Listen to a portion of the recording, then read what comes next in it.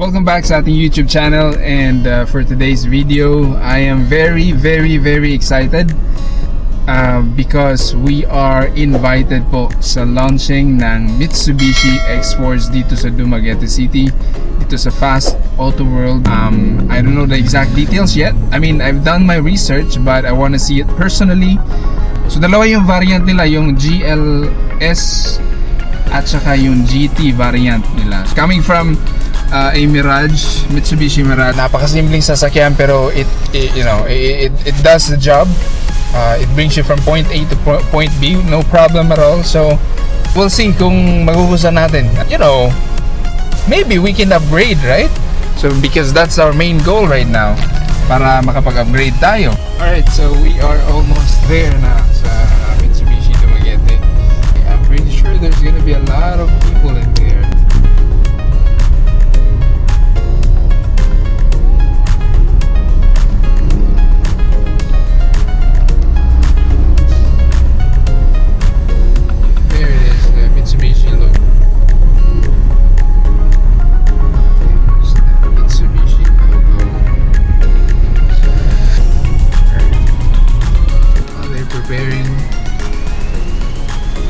Almost 3:35, 30 more minutes, 35 more minutes. Okay, so let's get inside.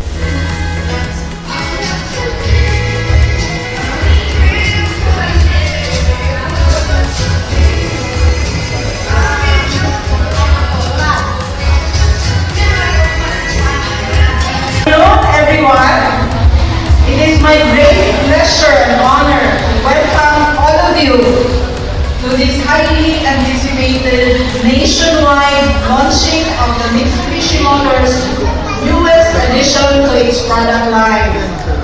Your presence here today is greatly appreciated and adds to the significance of this occasion. But before we begin the unveiling, I would like to extend a warm welcome and sincere thanks to our guests and partners, starting off with our esteemed bank partners. 10, 9, 8, 7, 6, 5, 4, 3, 2, 1.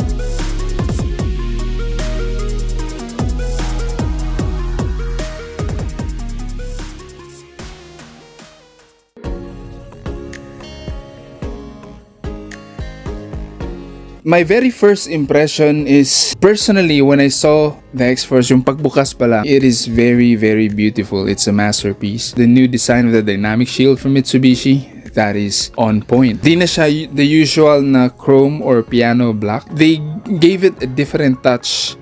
Ika nga. So, yun yung isa sa mga points na nagustuhan ko. Yung headlight, yung design ng headlight, I really like it. That's also on point. The taillight, guys, I like it. And also the rear door. Gusto ko yung minimal lang yung design, di ba? Yung parang makikita mo siya na flat lang, yung logo lang na Mitsubishi ang nandun. Tapos wala nang yung Xforce lang yung nandun. Pero wala nang ibang design like others na may nilagyan pa ng parang taillight sa iba or parang reflector sa iba. So I like it na ganun yung ginawa nila, na parang di nila nilagyan ng napakaraming design doon sa part na yun, which is for me, it's really nice. Also the power tailgate, that's a plus point.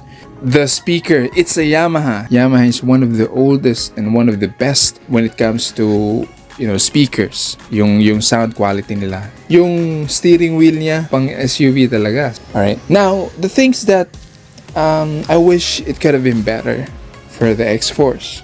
Number one, yung extra tire, spare tire niya is donut design. Yung di siya yung hindi nakamag. So, for me, it's something that I really wish na ginawa nilang mags na lang instead of a donut. Pero same size, that's a good thing. Same size, but it's a donut. Number two that I wish they could have improved is yung engine. Naka CVT. Yeah, I mean, when it comes to fuel efficiency, CVT is the go-to option, right? But it's a subcompact vehicle. Wish that it's an 80 like the Expander. At di siya CVT. Dapat naka-automatic transmission siya. Number 3 is the pricing. It's very stiff. An SUV experience with a small car, so it's a subcompact vehicle. Depends on your preference. But yeah, those are the 3 things that I really wish that they could have improved, right, with the Xforce. But overall, Xforce is something that you will look forward to. I just really hope, kasi napakarami ng naunang mga models ng ibang companies, diba? Hopefully they will be able to, and the Xforce will be able to what everyone is expecting for it. Hopefully na ma-attain ng Xforce yung kung ano yung in-expect na iba na sales, diba?